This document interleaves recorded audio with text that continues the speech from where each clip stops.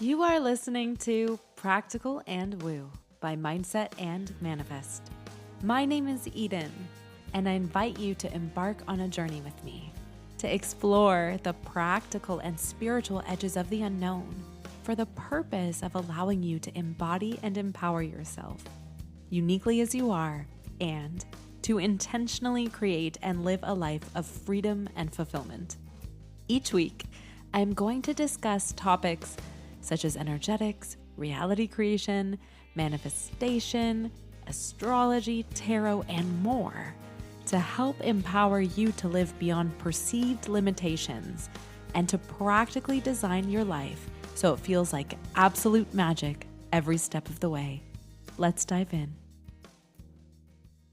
Well, hello, brilliant soul. There's a widespread belief that dawns on so many of us who are on this spiritual or personal development journey, and it sounds something like, if this is meant for me, then it should feel natural, easy, or intuitive and affirmed by everyone in my sphere. Versus if it's hard or costs you comfort or takes a toll on you or asks you to walk with uncertainty at any point along the way, then there's the fear that maybe you've taken a wrong turn. This misplaced belief is a temptress because it offers relief from responsibility. It whispers that destiny is meant to carry you without any kind of friction.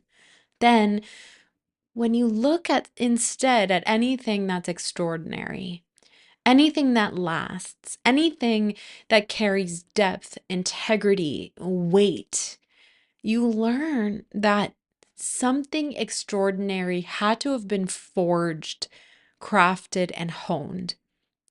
And so, extraordinary experiences, talents, and lives that exist all around us are most likely shaped through heat, pressure, discernment, and restraint. It's not accidental that such experiences or existences are not crowd approved in the early stages of their becoming. It's not accidental that these experiences are formed by those who are willing to walk through fire and stay present long enough to be changed by it. Fire is a cosmic initiator. It refines metal, tempers glass, and bakes clay into something that can contain other things. Metaphorically, fire reveals what's essential, and it also burns away what can't come with you into any new chapter of your life. Now, to be clear, walking through a proverbial fire is not about choosing to suffer or to endure pain for suffering's sake. What we're talking about here is consenting to the lived experiences and conditions that are required for mastery that you say and feel in your bones that you want to and know you can achieve.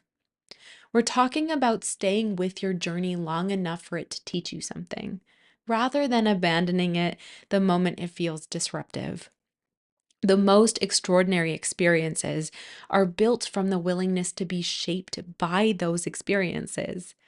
And to hold a lesson deeply means that you allow it to work its magic on you. You allow it to rearrange what your habits look like, what your reflexes are, your timing, as well as your expectations. You allow it to slow you down in the places you would prefer to speed up. And you allow it to demand patience where your nervous system begs for immediate resolution. A lesson held becomes embodied. And then it can serve you in your plans and pivots that are then responsible for creating the life of your dreams. The lesson has your back when it comes to how you choose partners, how you handle money, how you speak when you're triggered, and how you allow yourself to respond to uncertainty. The long road is the liminal space where the knowledge you've acquired is tested under pressure, and that which is extraordinary is then born from that testing ground. It's forged in moments where you could revert to what everyone else is doing, which feels socially acceptable. But instead, you choose something else because you can feel deep in your bones what is growing out from within you. Let's consider relationships for a moment. Our society's dominant narrative, as informed by Hollywood and fairy tales, says that love should feel intoxicating and effortless and endlessly affirming.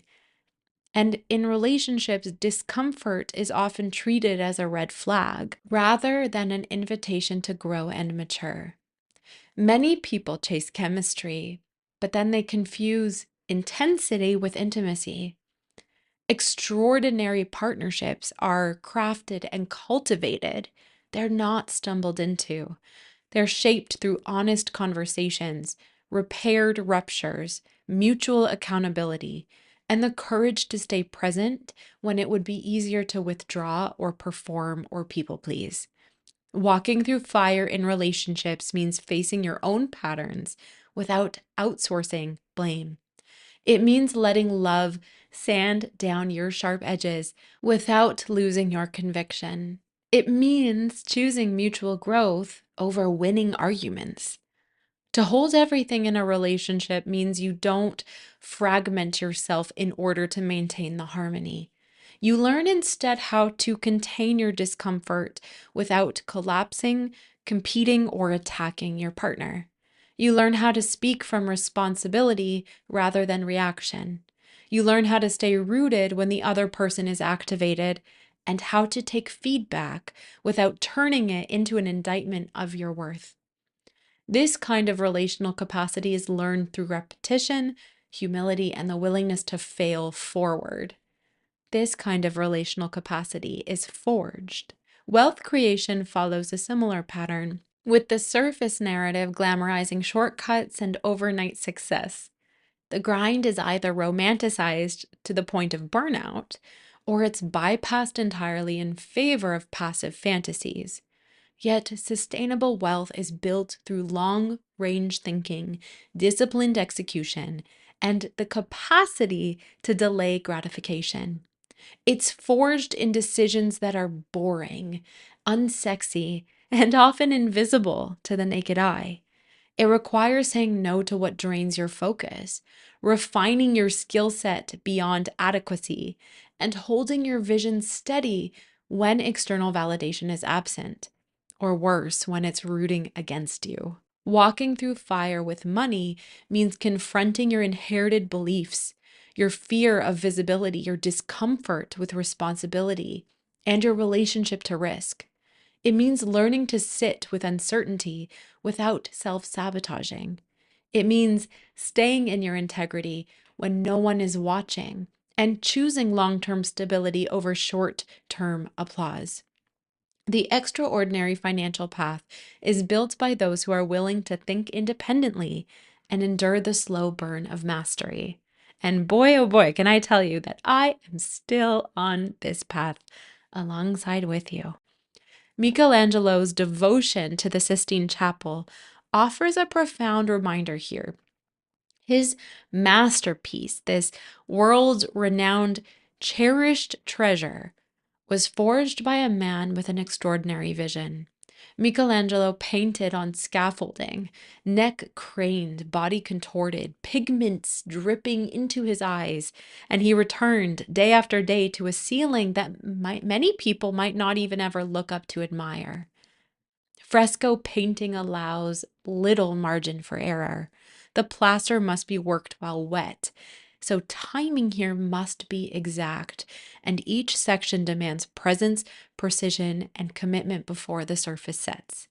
There's no rushing a ceiling that's destined to hold centuries of meaning, and nothing about this process catered to comfort or applause.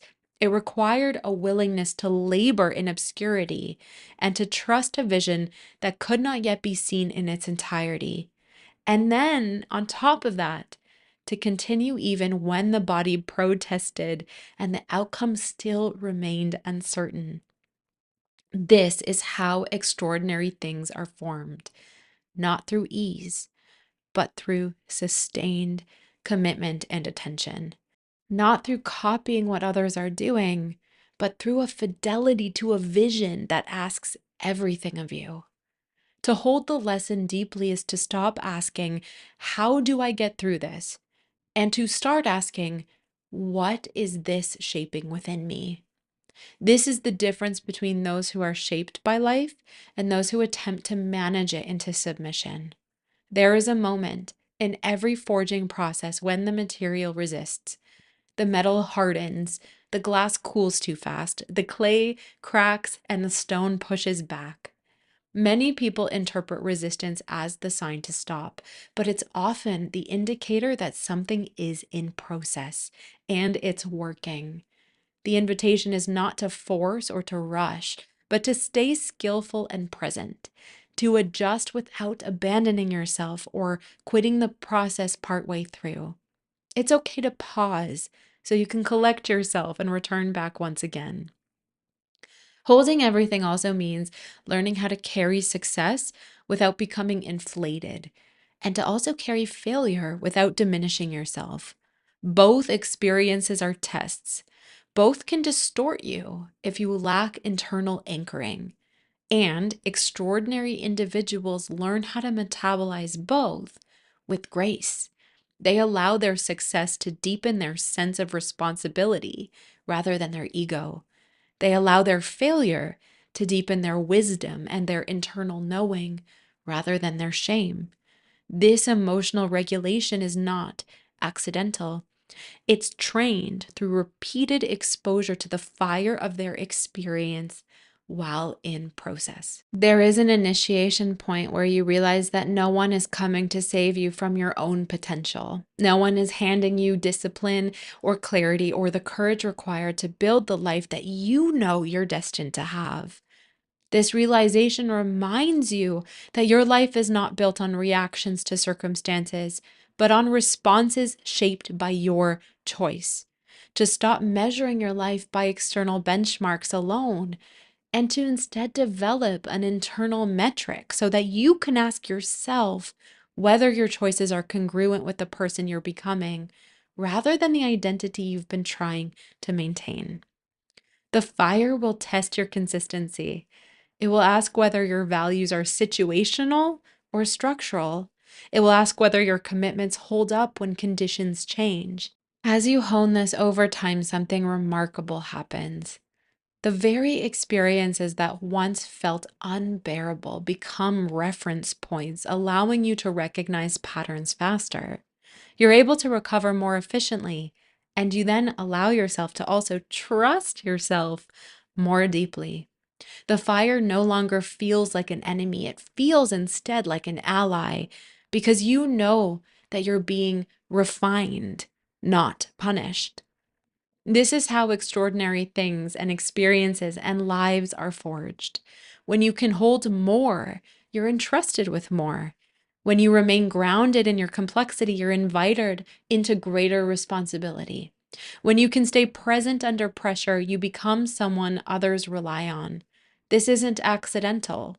It's earned through commitment, conviction, repetition, and reflection.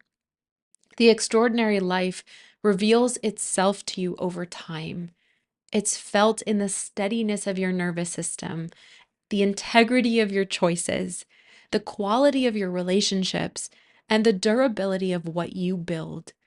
So when the fire shows up, and it will, the invitation is not to escape it or romanticize it. The invitation is to engage it with your developed and developing skill, as well as your meaningful curiosity and your respect. To pay attention to what within you it's shaping, and to remember that masterpieces are not created by those who avoid the chisel, but by those who understand its role. You are not behind because your path has been demanding. You're being refined, and you always have been. You are building something that takes time to recognize. So let the fire do its work by staying present, staying honest, and staying committed. The extraordinary is not waiting on the other side of ease. It's being forged right here, right now, in the heat and through your willingness to be shaped by it. Until next time.